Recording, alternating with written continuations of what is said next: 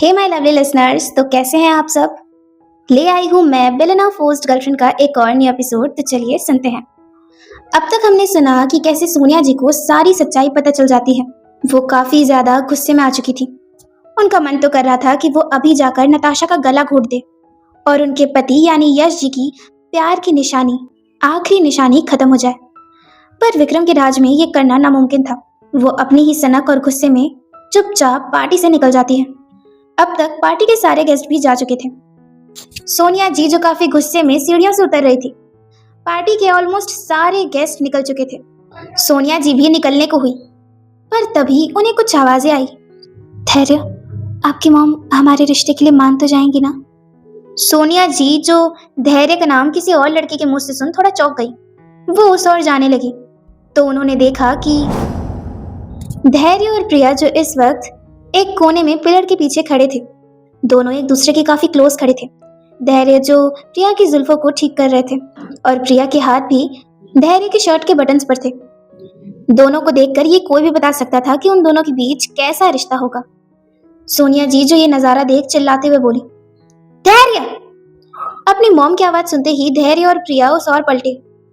दोनों के दोनों सोनिया जी को वहां देखकर हैरान रह गए। पर यहाँ सोनिया जी के ऐसे चिल्लाने पर हॉल में सर्वेंट्स के साथ कुछ बात करते हुए कावेरी जी घबरा गई और फिर उस ओर भागी। पर यहाँ सोनिया जो गुस्से में प्रिया की तरफ बढ़ी और उसके कलाई को पकड़ अपने बेटे से दूर फेंकते हुए बोली, बेशरम लड़की, शर्म नहीं आती तुम्हें मेरे बेटे के साथ नैन मटक्का करते हुए। कावेरी जी जो जल्दी से प्रिया को संभालते हुए बोली, सोनिया ये क्या कर रही हो तुम बच्चे के साथ।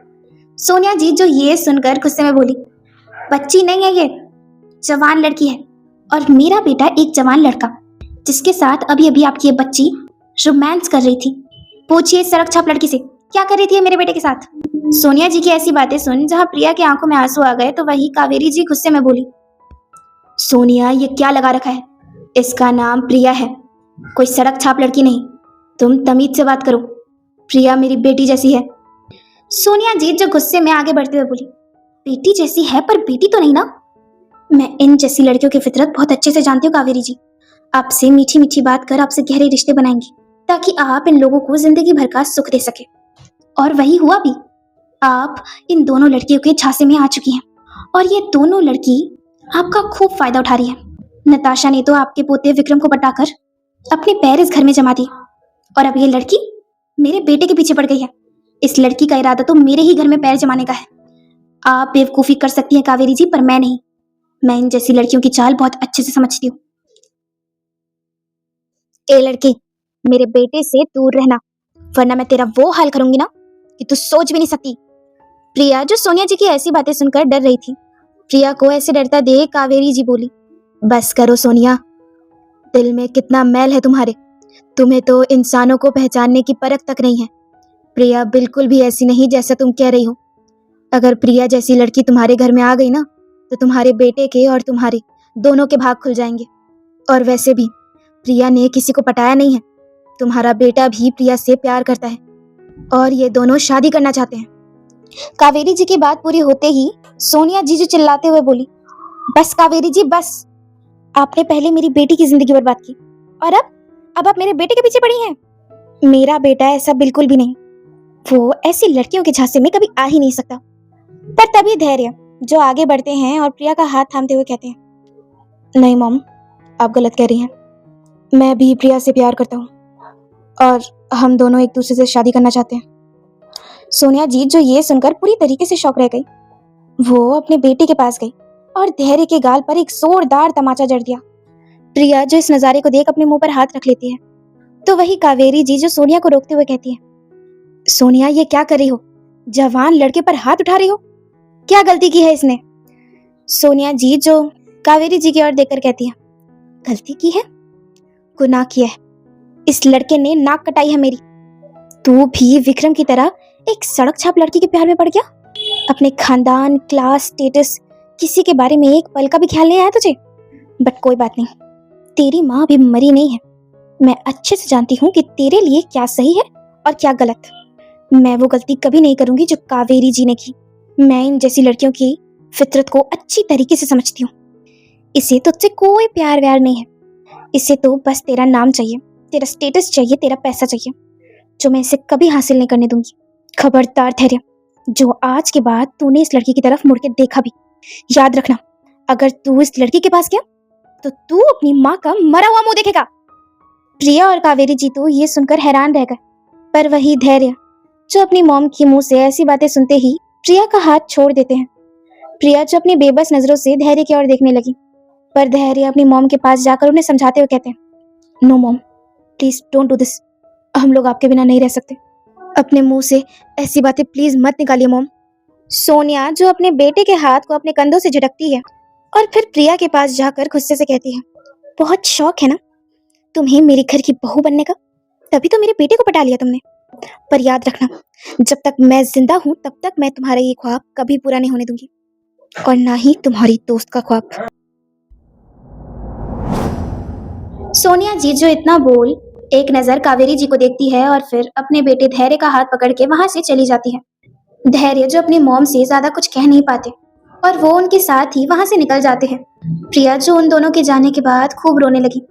कावेरी जी जो उसे संभालते हुए बोली, शांत हो जाओ प्रिया बेटा, ऐसे ऐसे मत रो, वक्त सब ठीक कर देगा। धैर्य तुमसे बहुत प्यार करता है, वो अपनी माँ को जरूर मना लेगा, दुखी मत हो मेरा बच्चा। ये कहकर वो प्रिया को अपने गले से लगा लेती है और उसे शांत करने की कोशिश करती है। यहाँ दूसरी तरफ विक्रम जो यश जी को रूम में अच्छे से सुला के वहां से निकल जाते हैं और फिर अपने रूम की तरफ जाने लगते हैं, पर तभी उनसे मायरा टकराई। विक्रम ने मायरा को संभाला और देखा कि वो भी इस वक्त नशे में चूर है, पर मायरा जैसे इस वक्त कोई होश नहीं था। वो तो अपने सामने विक्रम को देख खुशी से पागल हो गई। वो विक्रम के चेहरे को पकड़ते हुए पागलों की तरह बोली, विक्रम माय लव, तुम वापस आ गए मेरे पास। मुझे पता था कि तुम्हें एक दिन जरूर समझ में आएगा कि मैं तुमसे कितना प्यार करती हूँ। Thank you so much Vikram, तुमने उस नताशा को छोड़ दिया ना, तुम आ गए ना जिंदगी भर के लिए मेरे पास।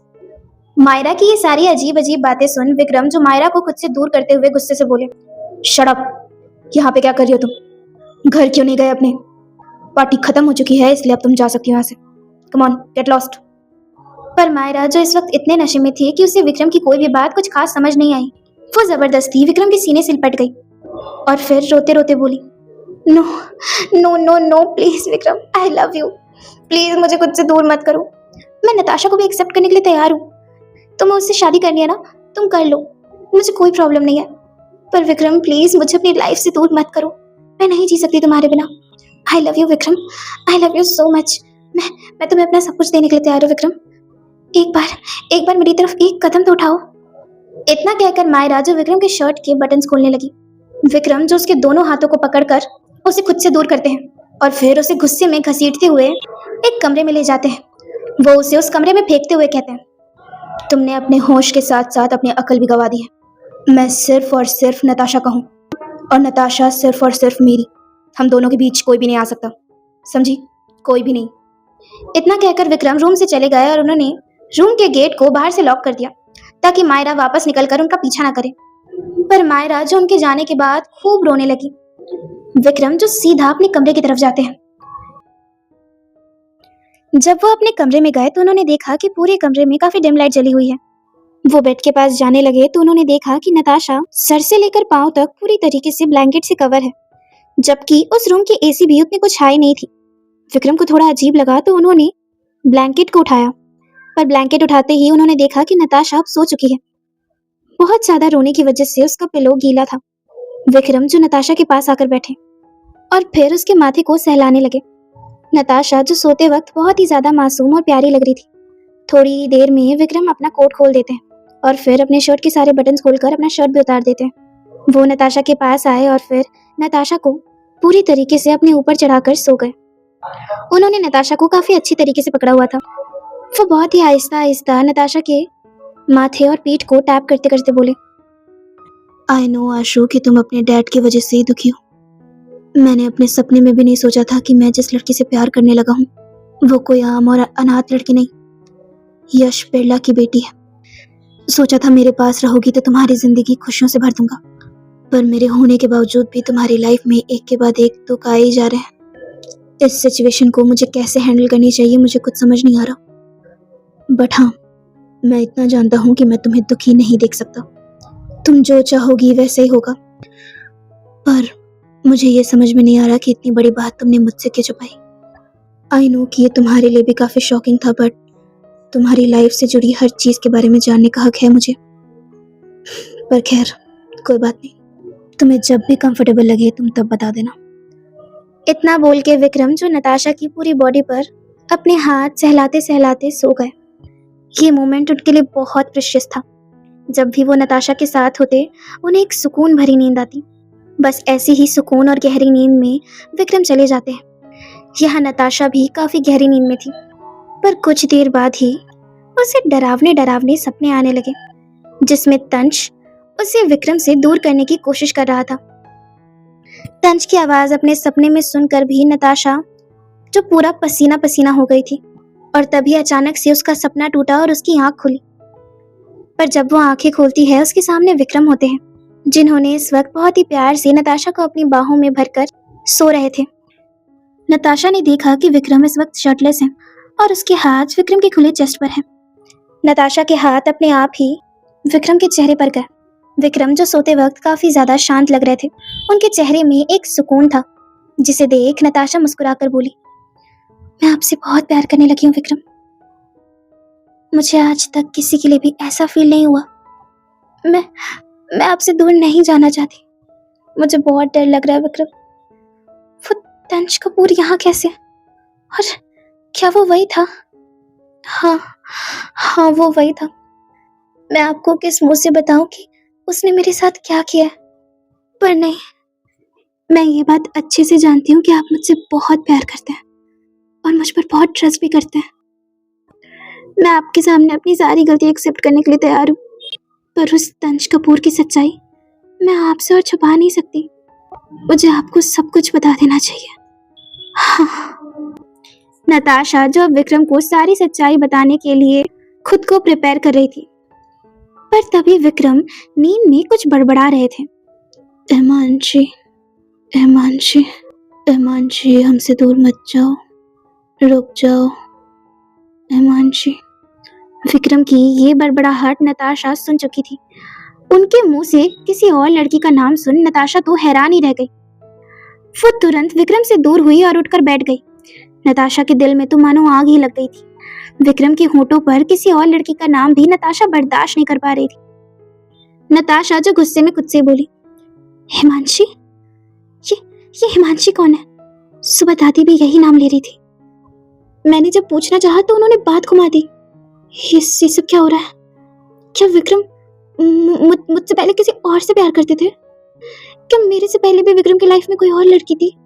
नहीं, ये नहीं हो सकता। विक्रम किसी और के? नहीं। नताशा, जो जल्दी से बेड से उठी और फिर की कार्ड का यूज करके विक्रम के कमरे से चली गई। उसने अभी भी पार्टी वाला गाउन ही पहना हुआ था, जिस गाउन को पहन वो रोते रोते भागे जा रही थी। विक्रम किसी और से प्यार करते होंगे, ये सोच ही नताशा को गुस्से से पागल कर रही थी।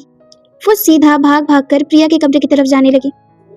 प्रिया, जो इस वक्त अपने कमरे के बेड में बैठी हुई थी, उसके मन में तो सिर्फ सोनिया जी की बातें चल रही थी। उसने काफी बार धैर्य से कांटेक्ट करने की कोशिश की, पर धैर्य का फोन स्विच ऑफ आ रहा था। प्रिया, जो अपने सर को पकड़ते हुए बोली, ये सब क्या हो रहा है? धैर्य बिल्कुल सही कह रहे थे। उनकी मॉम तो मुझे बिल्कुल पसंद नहीं करती। वो कभी भी मेरे और धैर्य के रिश्ते को एक्सेप्ट नहीं करेंगे। कहीं उन्होंने धैर्य की शादी कहीं और फिक्स कर दी तो? नहीं, मैं धैर्य के बिना नहीं रह सकती। उन्होंने मुझसे कहा था कि वो अपनी मॉम को मना लेंगे। यस, मुझे धैर्य पर ट्रस्ट रखना चाहिए। वो कभी भी अपनी मॉम की बातों में नहीं आएंगे। हाँ। रिलैक्स प्रिया, रिलैक्स। सब कुछ ठीक हो जाएगा। पर तभी प्रिया के कमरे का गेट काफी जोरों से खुला। प्रिया, जो ये आवाज सुनते ही डर गई, पर जैसे ही उसने सामने की तरफ देखा तो इस वक्त गेट के पास नताशा थी, जिसका रो रो कर बुरा हाल हो चुका था। प्रिया जल्दी से बेड से उठी और फिर नताशा के पास भागकर जाते हुए बोली, आशु, ये क्या हाल बना रखा है अपना? और क्या हुआ है तुझे? तू रो क्यों रही है? नताशा, जिसके दिल के अंदर अब इतना सारा दुख भर गया था कि जिसे अब वो ढो नहीं पा रही थी, वो तुरंत ही जाकर प्रिया से लिपट गई प्रिया जो उसकी हालत देख काफी डर गई थी, वो नताशा को संभालते हुए बोली, आशु, आशु तू रिलैक्स कर, तू आके बैठ। इतना बोल प्रिया बहुत प्यार से नताशा को अपने बेड पर बैठाती है और फिर खुद भी उसके पास आकर बैठकर पूछती है, क्या हुआ आशु, तू इतना क्यों रो रही है? विक्रम सर और तेरा झगड़ा हो गया क्या? उन्होंने तुझसे कुछ कहा? नताशा जो रोते रोते अपने गर्दन को ना में हिलाई और फिर प्रिया की तरफ देखकर बोली, प्रियो, मेरी लाइफ पूरी तरीके से बर्बाद होने वाली है। पता नहीं कैसे पर मेरे अतीत के सारे बुरे बुरे साए मेरी लाइफ में वापस आ चुके हैं। पहले मेरे डैड और फिर अब वो तंज कपूर। प्रियो, अगर विक्रम को तंज के बारे में कुछ भी पता चला ना तो वो मुझे छोड़ देंगे, क्योंकि उन्हें झूठ और धोखा बिल्कुल नहीं पसंद और मैंने उन्हें दोनों दिया है। वो मुझे कभी माफ नहीं करेंगे। नताशा जो ये सारी बातें कहते कहते काफी ज्यादा रो रही थी। प्रिया जिसे नताशा की कोई भी बात बिल्कुल समझ नहीं आ रही थी, वो तंज का नाम सुनकर हैरानी से बोली, तंज कपूर? तू कहीं उसी इंसान की तो बात नहीं कर रही जिसने तुझे सिंगिंग के लिए ऑफर दिया था और तू झूठ बोलकर उससे मिलने गई थी? आशु, मुझे उस दिन से लग रहा था कि तेरे साथ कुछ तो हुआ है। बता मुझे, क्या हुआ था उस दिन और तू उनके नाम पर इतना डर क्यों रही है? और उनकी वजह से विक्रम तुझे क्यों छोड़ेंगे? नताशा जो रोते रोते बोली, क्योंकि विक्रम को झूठ और धोखा दोनों से सख्त नफरत है। अगर मैंने तंज के बारे में उन्हें बताया तो वो मुझ पर बहुत गुस्सा करेंगे। प्रिया जो उसकी ये सारी बातें सुन गुस्सा करते हुए बोली, अरे पर बताना क्या है मेरी माँ? पहले मुझे बताएगी कि बात क्या है? तू उस तंज कपूर से इतना क्यों डर रही है? नताशा जो प्रिया की तरफ देखी और फिर अपने आंसू पोंछते हुए उसे उस दिन की सारी बातें एक एक करके बताने लगी। प्रिया जो उसकी ये सारी बातें सुन हैरान रह गई।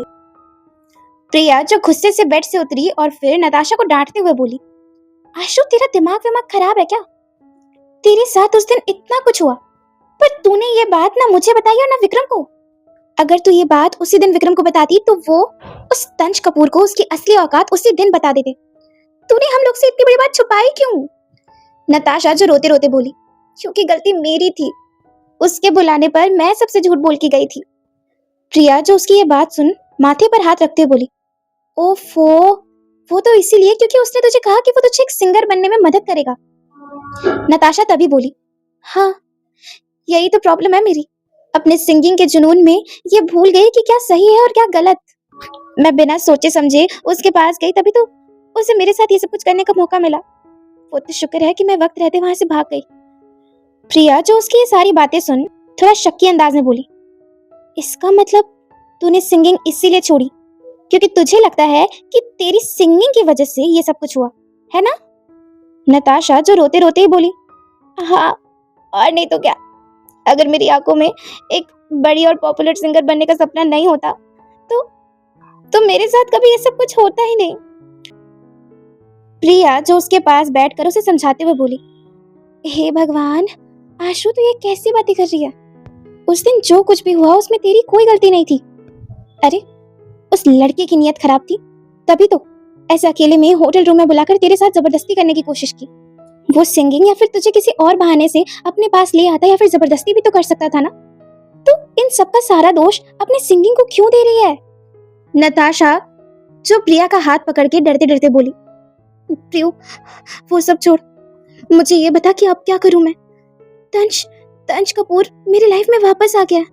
विक्रम और मैं गार्डन एरिया में थे और उस वक्त मेरे आंखों में विक्रम ने पट्टी बांधी थी। विक्रम थोड़ी देर के लिए साइड क्या हुए, उस घिनौने आदमी ने मुझे चारों तरफ से दबोचा और फिर हमेशा की तरह मेरे साथ बदतमीजी करने लगा। प्रियो, उसे पता चल गया है कि मैं विक्रम के साथ रहती हूँ। तू देखना, वो जरूर कुछ ऐसा करेगा जिससे मैं और विक्रम अलग हो जाएंगे। प्रिया जो नताशा के आंसुओं को पोंछते हुए बोली, आशु रिलैक्स, तू डर मत। विक्रम सर से इस बारे में मैं बात करूंगी। इनफैक्ट हम दोनों मिलकर बात करेंगे। आई एम श्योर कि वो तेरी बात को समझेंगे और उस तंज कपूर को उसके किए की सजा भी दिलाएंगे। आखिर तो उनका इकलौता प्यार जो है वो तेरे साथ कभी कुछ गलत नहीं होने देंगे। नताशा जो ये सुन प्रिया के हाथ को झटकते हुए गुस्से में बोली, नहीं, मैं विक्रम का इकलौता प्यार नहीं हूँ। तुझे पता है, मैंने भी यही सोचा था कि मैं विक्रम को समझा दूंगी, पर जब वो सो रहे थे ना, तो उन्होंने पता है किसी और लड़की का नाम लिया। हिमांशी, तुझे याद है सुबह दादी भी यही नाम ले रही थी। पक्का ये लड़की विक्रम के बहुत क्लोज होगी, तभी तो दादी ने भी मुझे इसके बारे में कुछ नहीं कहा और मेरी बात पलट दी। विक्रम कह रहे थे कि हिमांशी मत जाओ, रुक जाओ, हमें छोड़कर मत जाओ। इन सब का क्या मतलब है प्रियू? मैं क्या करूं? मुझे बहुत डर लग रहा है, कहीं विक्रम मुझे छोड़ तो नहीं देंगे ना। प्रिया भी नताशा की ये सारी बातें सुन थोड़ा परेशान तो हो गई और वो उसे संभालते हुए बोली, देख आशु, मुझे तो इस बारे में कुछ भी नहीं पता, पर एक काम कर, तू खुद ही विक्रम सर से इस बारे में पूछ ले। अगर उनके और उस हिमांशी नाम की लड़की के बीच कुछ हुआ भी ना, तो वो तुझसे नहीं छुपाएंगे, शायद वो तुझे सारा सच बता दे। पर हाँ, तब तक के लिए तंश वाली बात रहने ही दे। नताशा जो प्रिया की बात मान के अपने सर को हाँ में हिला लेती है। फिर अचानक प्रिया जो उसके माथे पर हाथ रखते हुए कहती है, तो अपने डैड के बारे में भी कुछ बता रही थी ना। नताशा जो इस सवाल को सुन चुप हो गई। उसके मुंह से तो ये सब गलती से निकल गया था। वो इस बारे में प्रिया को क्या बताती, कैसे बताती, उसे कुछ समझ नहीं आ रहा था। पर तभी आगे से प्रिया बोली, तेरे डैड और कोई नहीं बल्कि यश बिरला है, राइट? नताशा जो प्रिया के मुंह से ये सुन उसे हैरान नजरों से देखने लगी। प्रिया जो नताशा के हैरान चेहरे को देख समझ गई कि उसका अंदाजा बिल्कुल सही निकला है।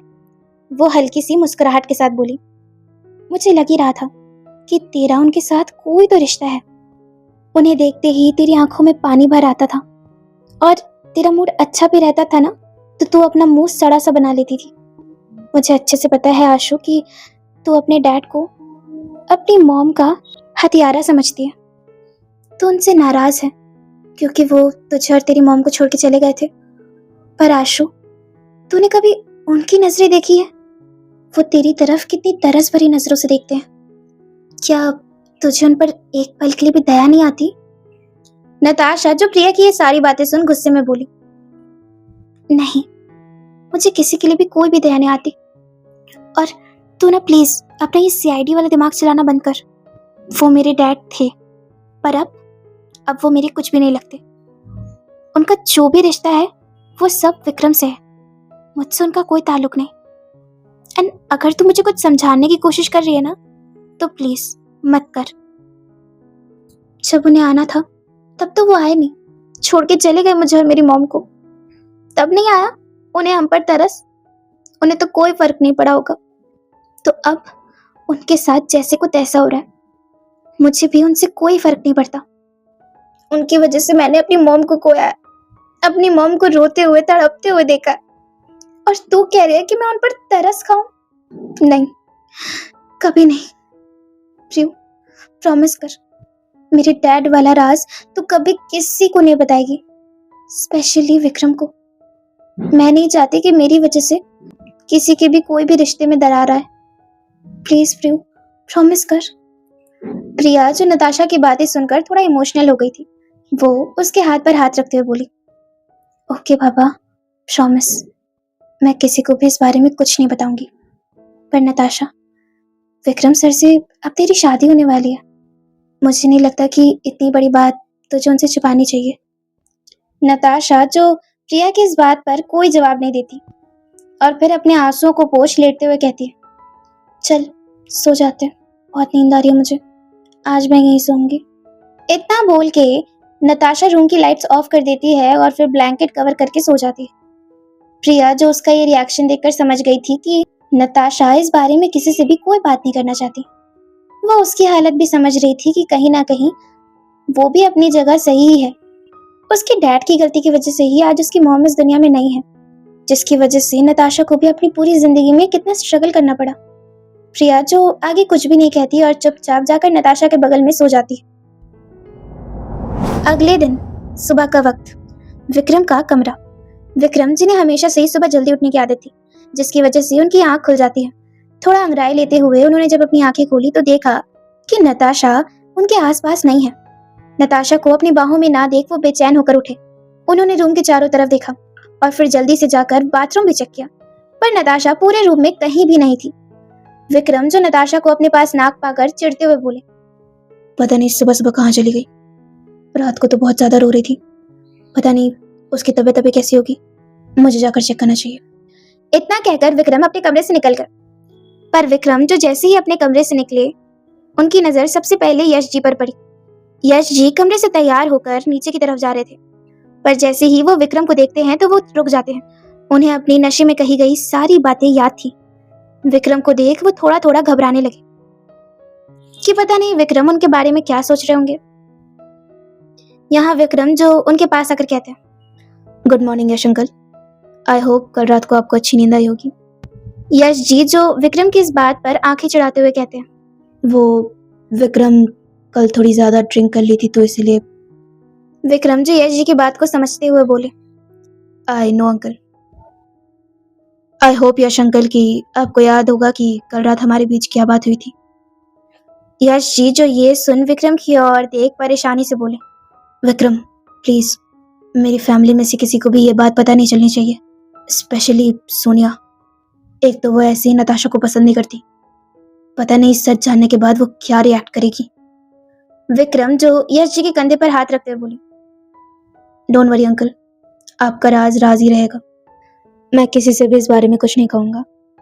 विक्रम की ऐसी बातें सुन यश जी जो थोड़ा उम्मीद के साथ कहते हैं, विक्रम तो क्या तुम नताशा को मनाने में मेरी मदद करोगे?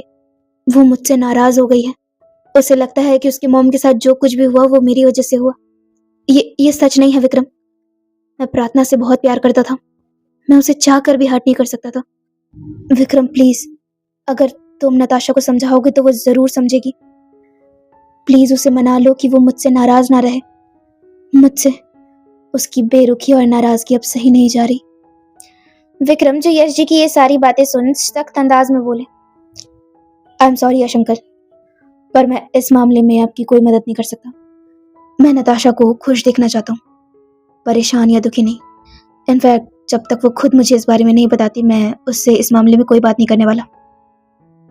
यश जी जो विक्रम के मुंह से ये सुन उसका हाथ पकड़ते हुए बोले, प्लीज विक्रम, ऐसा मत कहो। तुम मेरी आखिरी उम्मीद हो। ऐसी बातें करके मुझे निराश मत करो विक्रम। नताशा ने अगर मुझे माफ नहीं किया तो मैं जी नहीं पाऊंगा। अपनी बेटी की ये नाराजगी मुझसे सही नहीं जा रही। प्लीज मेरी मदद कर दो विक्रम, प्लीज।